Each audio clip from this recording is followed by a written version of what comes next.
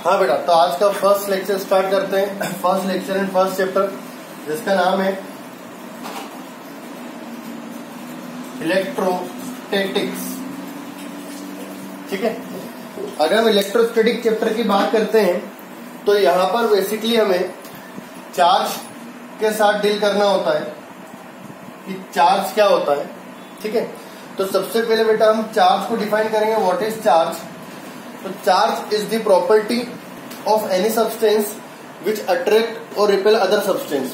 तो charge basically किसी भी ऑब्जेक्ट की एक प्रॉपर्टी होती है जो दूसरे ऑब्जेक्ट को या तो अट्रैक्ट करेगी या फिर उसे रिपेल करेगी। करेक्ट? तो आप लोग लिख लीजिए, charge is the property of a substance which attract or repel other substance. Okay, now charge basically is of two type. One is positive charge, other is negative charge. ठीक है, दो तरह के चार्ज है हमारे पास, एक पॉजिटिव चार्ज है और एक नेगेटिव चार्ज है। ठीक है, this is the category of charge. Now अगर हम बात करें स्मॉलेस्ट वैल्यू ऑफ चार्ज, तो चार्ज की जो स्मॉलेस्ट वैल्यू होती है बेटा वो चार्ज ऑन इलेक्ट्रॉन या फिर चार्ज ऑन प्रोटॉन होता है, जिसकी वैल्यू होती है प्लस माइनस। प्लस होगा तो प्रोटॉन होगा और माइनस होगा तो इलेक्ट्रॉन होगा, which is equal to 1.6 into 10 to the power minus 19 coulomb. Coulomb is SI unit of charge. Correct? Coulomb जो है चार्ज की एसआई यूनिट है। ठीक है, अगर मैं यहां पर मास ऑफ इलेक्ट्रॉन की बात करता हूं तो वो होगा कितना, 9.1 into 10 to the power minus 31 kg। And mass of proton जो होगा वो होगा 1.67 into 10 to the power minus 27 kg। Correct? तो ये हमारे पास क्या होंगे बेटा, चार्ज क्या होता है, चार्ज के टाइप क्या होते हैं और चार्ज स्मॉलेस्ट चार्ज की वैल्यू क्या रहेगी और जो स्मॉलेस्ट चार्ज होता है उन पर मास की वैल्यू क्या रहेगी। ठीक है, मास हमारा केजी में रहेगा, चार्ज हमारा कूलम में रहेगा। तो this is the basic definition of charge. अब जनरली अगर हम इलेक्ट्रोस्टैटिक्स की बात करते हैं तो मैंने अभी आपको बताया कि इलेक्ट्रोस्टैटिक्स में हम क्या करेंगे बेटा, चार्ज के साथ डील करेंगे। इसके साथ डील करेंगे, चार्ज के साथ। ठीक है, अब यहाँ पर मेरा चार्ज जो होगा, इलेक्ट्रो का मतलब होता है बेटा यहाँ चार्ज, स्टैटिक का मतलब होता है क्या, रेस्ट। इसका मतलब इलेक्ट्रोस्टैटिक वाली ब्रांच में मेरा जो इलेक्ट्रो होगा, मतलब जो चार्ज होगा वो स्टैटिक कंडीशन में होगा, मतलब वो रेस्ट कंडीशन में होगा। और जब भी मेरा चार्ज रेस्ट कंडीशन में होता है तो हमें यहाँ पर क्या करना होता है, क्या क्या फिनोमेना परफॉर्म कर सकते हैं, क्या क्या चीजें हम यहाँ पर देख सकते हैं, उनके बारे में हमें डील करना है। ठीक है, तो बेसिकली अभी हम यहाँ पर आपसे चार्ज हमने डिस्कस किया। नाउ चार्ज के बाद अब हम डिस्कस करते हैं चार्ज की प्रॉपर्टीज। ठीक है, कि चार्ज की प्रॉपर्टी जो है वो क्या क्या हो सकती है। तो यहां पर हम प्रॉपर्टीज डिस्कस कर रहे हैं। नाउ प्रॉपर्टीज ऑफ चार्ज, कि चार्ज की प्रॉपर्टी क्या होगी। तो सबसे पहली अभी हमने प्रॉपर्टी जो हम बचपन से पढ़ते आ रहे, 10th से हमने देखा था, two like charges. Like charges मतलब मैं प्लस प्लस ले लूं या फिर मैं माइनस माइनस ले लूं। Two like charges always repel each other. तो जो लाइक चार्जेस होंगे वो हमेशा एक दूसरे को क्या करेंगे बेटा, रिपेल करेंगे, कभी भी एक दूसरे को अट्रैक्ट नहीं करते। And repulsion is the sure test of electrostatic. जो रिपल्शन होता है किसी भी बॉडी पर चार्ज को पता करने का एक श्योर टेस्ट होता है। हम अट्रैक्शन के थ्रू पता नहीं कर पाएंगे कि बॉडी चार्ज है या नहीं है, बट रिपल्शन के थ्रू 100% हम पता कर पाएंगे। ठीक है, चलिए सेकेंड, इसमें सेकेंड पॉइंट क्या बनेगा, पहला पॉइंट तो बना like charges repel each other. Then unlike charges मतलब एक पॉजिटिव और नेगेटिव चार्ज जो होता है they always attract each other. Now second property, second जो प्रॉपर्टी होती है it is called additive property. अब एडिटिव प्रॉपर्टी क्या होती है बेटा, एडिटिव प्रॉपर्टी, एडिटिव प्रॉपर्टी ये बोलती है कि अगर मेरे पास मान लीजिए कोई भी एक बॉडी है, ठीक है, रेंडमली मैंने कोई भी एक बॉडी लिया, इसकी इस पोर्शन में सपोज Q1 चार्ज है, इस पोर्शन में Q2 चार्ज है, इस पोर्शन में Q3 चार्ज है और यहाँ पर Q4 चार्ज है। Q is the representation of charge, या तो मैं स्मॉल q से रिप्रेजेंट करूंगा या फिर मैं कैपिटल क्यू से रिप्रेजेंट होगा, करेक्ट। तो एडिटिव प्रॉपर्टी क्या बोलती है कि किसी भी बॉडी पर जो टोटल चार्ज होता है वो टोटल चार्ज उस बॉडी पे प्रेजेंट चार्जेस का एल्जेब्रिक सम होता है।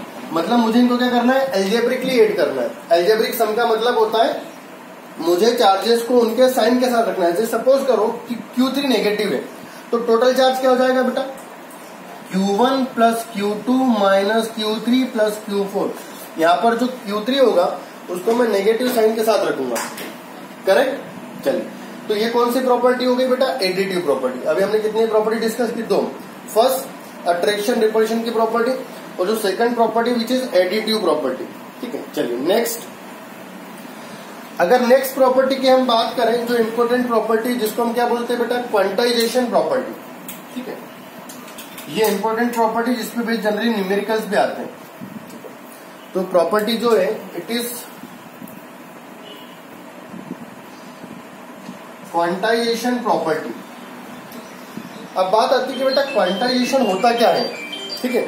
अगर हम क्वांटाइजेशन की बात करें तो क्वांटाइजेशन क्या होता है बेटा, समझिए। क्वांटाइजेशन के अकॉर्डिंग ये बोला जाता है कि किसी भी बॉडी पर जो टोटल चार्ज होगा, मान लो इस बॉडी पर टोटल चार्ज कितना है, Q है। This total charge on a body is equal to integral multiple of charge on electron और प्रोटॉन। मतलब किसी भी बॉडी पर जो टोटल चार्ज होता है वो हमेशा एक इलेक्ट्रॉन के चार्ज या एक प्रोटॉन के चार्ज का इंटीग्रल मल्टीपल होना चाहिए। कैसा मल्टीपल, इंटीग्रल। मतलब ये जो n है ये फ्रैक्शन में पॉसिबल नहीं है, ये हमेशा कैसा होना चाहिए बेटा, इंटीजर फॉर्मेट में होना चाहिए। प्लस माइनस क्यों यूज किया, चार्ज नेगेटिव भी हो सकता है और चार्ज पॉजिटिव भी हो सकता है, करेक्ट। जैसे मैं अगर आपसे बोलता हूं कि मैंने यहां से 100 इलेक्ट्रॉन ले लिए तो n इज 100, ठीक है। n 100 जो है वो इंटीजर वैल्यू, बट मैं ऐसा नहीं बोल सकता कि मैंने 1.5 इलेक्ट्रॉन ले लिए। 1.5 का मतलब क्या होता है, 1 प्लस 0.5 इलेक्ट्रॉन, मतलब 1 इलेक्ट्रॉन भी लिया, 0.5 इलेक्ट्रॉन भी लिया। बट इसके पहले हम डिस्कस कर चुके हैं कि स्मॉलेस्ट चार्ज ऑन इलेक्ट्रॉन क्या, स्मॉलेस्ट चार्ज क्या होता है बेटा, इलेक्ट्रॉन पर चार्ज होता है। इलेक्ट्रॉन का हाफ पॉसिबल नहीं है, यहाँ पर मैंने हाफ इलेक्ट्रॉन लिया जो कि पॉसिबल नहीं है। मतलब हमेशा जो n रहेगा मेरा वो इंटीजर फॉर्मेट में ही होना चाहिए, ठीक है। जैसे 100 electron, 1 electron, 1000 electron, 1 million electron, इस तरह से हम क्या कर सकते हैं, चार्ज की वैल्यू में n को कंसिडर कर सकते हैं, ठीक है। तो ये होती है क्वांटाइजेशन। तो डेफिनेशन क्या बनेगी, total charge on a body is equal to integral multiple of charge on electron और प्रोटॉन, ठीक है। This is the quantization property of charge, ठीक है। तो ये कौन सी प्रॉपर्टी थी बेटा, this is third property. Now fourth property. अब हम फोर्थ प्रॉपर्टी की बात करते हैं। फोर्थ जो प्रॉपर्टी है which is called conservative property. अब ये कंजर्वेटिव प्रॉपर्टी क्या होती है समझे। अकॉर्डिंग टू कंजर्वेटिव प्रॉपर्टी किसी भी सिस्टम का जो चार्ज होता है वो हमेशा कंजर्व होता है। सिस्टम का मतलब क्या हुआ बेटा, यहां पर मेरे पास 2 या 2 से ज्यादा बॉडी होनी चाहिए। एक बॉडी का कभी भी चार्ज कंजर्व नहीं होता, हमेशा सिस्टम का चार्ज कंजर्व होता है। एक बॉडी चार्ज या तो डोनेट करेगी या चार्ज को वो एक्सेप्ट करेगी, करेक्ट। उसका चार्ज कभी कंजर्व नहीं होगा। बट किसी सिस्टम में अगर 2 बॉडी है जो आपस में चार्ज को ट्रांसफर कर रही है तो सिस्टम का कंजर्व हो सकता है। जैसे सपोज करो कि मैंने एक सिस्टम लिया, इस सिस्टम में मेरे पास 2 बॉडी है, ठीक है। अभी इसके पास कितना था, 5 कूलम था, इसके पास कितना था, -1 कूलम था, टोटल कितना था, 4 कूलम सिस्टम है। सपोज करो कि इसने इसको ट्रांसफर कर दिया कुछ चार्ज, ठीक है। इसने इसको 2 कूलम ट्रांसफर कर दिया। कितना कूलम ट्रांसफर कर दिया, 2 कूलम। जब इसको 2 कूलम देगा तो +2 -1, यहाँ पे कितना हो जाएगा, 3 कूलम बचेगा। यहाँ पर कितना, +2 -1, तो कितना बचा, रिमेनिंग 1। तो 3 + 1 4, तो पहले भी 4 था और अभी भी 4 है। तो चार्ज को ट्रांसफर किया जा सकता है बट चार्ज को कभी नहीं क्रिएट किया सकता, नहीं डिस्ट्रॉय। तो this is called conservative property. तो डेफिनेशन क्या बनेगी, charge of a system is always conserve, it can not be created nor be destroyed, ठीक है, but can be transfer from one body to another body in system, ठीक है। चलिए, तो ये कुछ प्रॉपर्टीज थी, ठीक है। अभी हमें चार्ज की प्रॉपर्टी के बाद यहाँ पर कुछ क्वेश्चन होते हैं जो क्वांटाइजेशन पे बेस्ड होते हैं, ठीक है। और वो क्वेश्चंस किस तरह से होते हैं देखें। क्वेश्चन इस तरह से आपके टेक्स्ट बुक में भी दे रखा है क्वांटाइजेशन पे बेस्ड। रैंडम में इजी क्वेश्चन लेता हूं। आपसे बोला गया if 10 to the power 19 electron remove from a neutral body, then find charge on it। हमें उस पर चार्ज पता करना है। अगर मैं किसी भी न्यूट्रल बॉडी से 10 to the power 19 इलेक्ट्रॉन को रिमूव कर देता हूं तो उस पर कितना चार्ज डेवलप होगा, ठीक है। General formula Q is equal to plus minus n. अब बॉडी कैसी थी, न्यूट्रल थी। न्यूट्रल मतलब उस पर कोई चार्ज नहीं था। ऑब्वियसली अगर मैं उसमें से इलेक्ट्रॉन को रिमूव करता हूं, क्या रिमूव किया बेटा मैंने, इलेक्ट्रॉन रिमूव किया। अगर मैं इलेक्ट्रॉन को रिमूव करता हूं तो ऑब्वियसली उस पर कौन सा चार्ज डेवलप होगा, पॉजिटिव। अगर मैं नेगेटिव चार्ज को निकाल रहा हूं तो उसमें पॉजिटिव चार्ज डेवलप होना चाहिए। तो अगर मैं इलेक्ट्रॉन को रिमूव करता हूं तो कौन सा चार्ज आएगा, पॉजिटिव। तो नेगेटिव हम यहां से हटा देंगे। कितने इलेक्ट्रॉन रिमूव किए, 10 to the power 19। ई की value 1.6 into 10 to the power minus 19, इससे कैंसिल आउट हुआ। आंसर आएगा प्लस 1.6 चार्ज की यूनिट कूलम। तो this is the charge on this body, ठीक है। ये हमारा फर्स्ट टाइप का क्वेश्चन हुआ। अगला क्वेश्चन किस तरह से हो सकता है देखें। अगले क्वेश्चन में आपसे बोला जा सकता है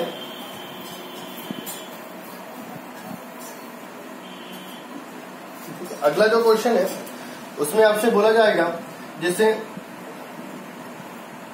find charge of electron present in a cup of water which contain 180 gram of water. तो मेरे पास एक कप है, उसमें 180 ग्राम वाटर है। उस 180 ग्राम वाटर में इलेक्ट्रॉन का चार्ज कितना है वो हमें पता करना है, ठीक है। हमें सिर्फ चार्ज पता करना है। तो चार्ज का फॉर्मूला क्या होगा बेटा, यहाँ पर एन। इलेक्ट्रॉन का पता करना है तो नेगेटिव। अब एन क्या होते हैं, टोटल नंबर ऑफ इलेक्ट्रॉन्स जो उसमें प्रेजेंट है। तो हमें सबसे पहले क्या पता करना पड़ेगा, total number of electron.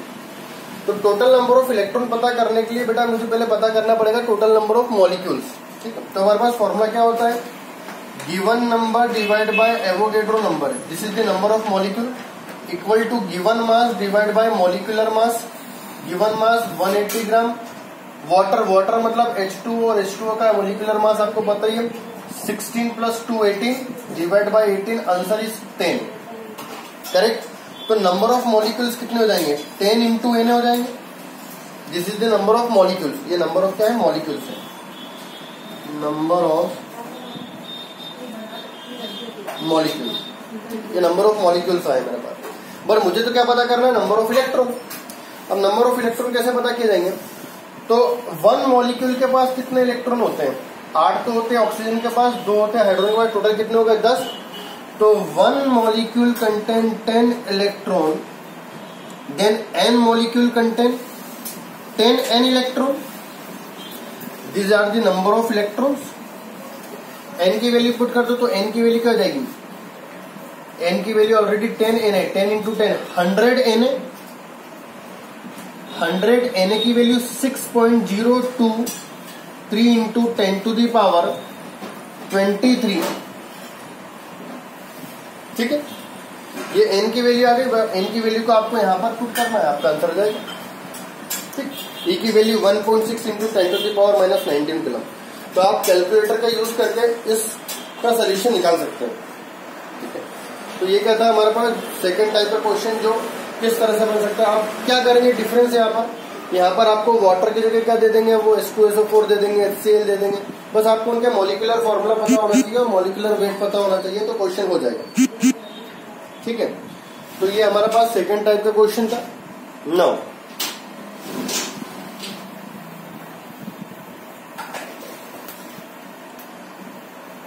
Next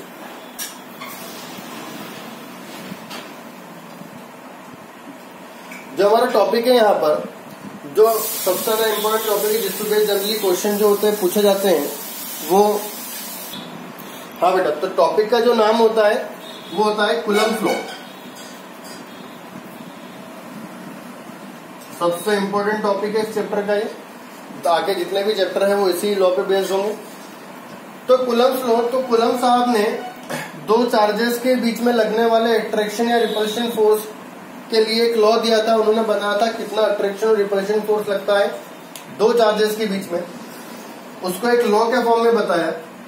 ये हम पहले भी डिस्कस कर चुके हैं कि जो लॉ होता है उनका कोई मैथमेटिकल डेरिवेशन नहीं होता, सिर्फ जो भी हम एक्सपेरिमेंट करते हैं उन एक्सपेरिमेंट का जो रिजल्ट आता है उस रिजल्ट को सेटिस्फाई करने के लिए हम एक मैथमेटिकल फॉर्मूला दे देते हैं। This mathematical formula is called law.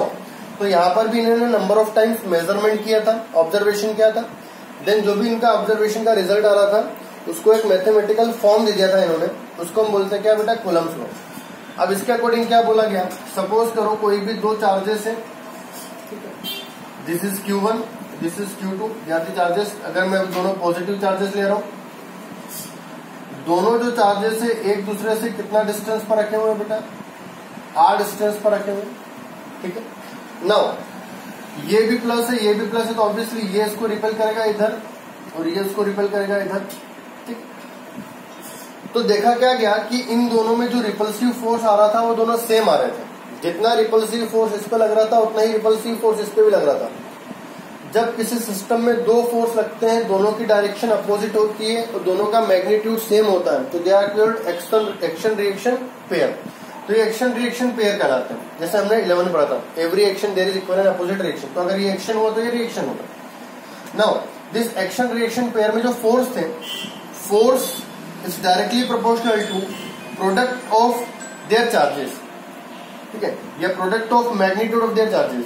हमें जो चार्जेस हैं उन चार्जेस का मैग्नीट्यूड लेना है। यहाँ पर हमें उन चार्जेस का साइन लेने की जरूरत नहीं है, हमें सिर्फ क्या लेना है, मैग्नीट्यूड। अगर ये माइनस में भी होता तो मुझे यहाँ प्लस लेना है, मुझे सिर्फ मैग्नीट्यूड लेना है, यहाँ पर चार्ज का साइन नहीं लेना है।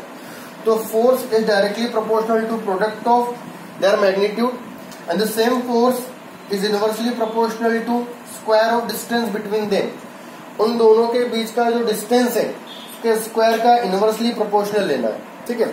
ये एक लॉ है जो एक्सपेरिमेंट करने पाया। एक्सपेरिमेंट करने पे जो फोर्स मिला वो दोनों चार्जेस के प्रोडक्ट के डायरेक्टली प्रोपोर्शनल आया और डिस्टेंस के इनवर्सली प्रोपोर्शनल है स्क्वायर के, करेक्ट। अब